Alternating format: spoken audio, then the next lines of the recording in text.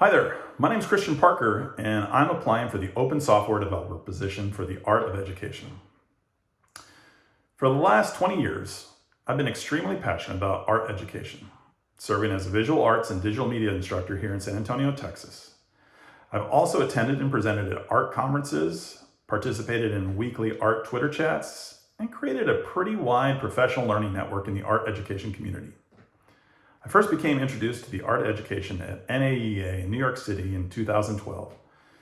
And since then have become pretty good friends with several of your presenters like Tricia Fugelstad, Teresa McGee, Janine Campbell, Tim Needles, Ted Ettinger, Don Massey, Chris Sweeney, Samantha Melvin, Donna Staten, and of course the Grundlers, Matt and Laura.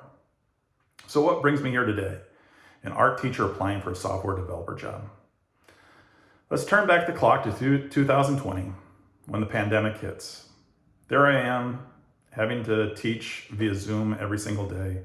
My daughter in her room trying to finish up her senior year and get started on college. She was starting a new chapter in her life, and I sat down and I thought about, well, maybe it's time for me to do the same.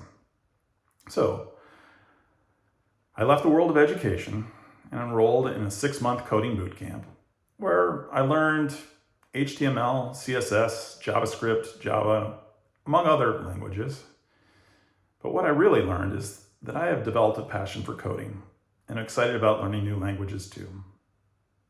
I do have some exposure in WordPress and will be focusing my immediate attention on learning more.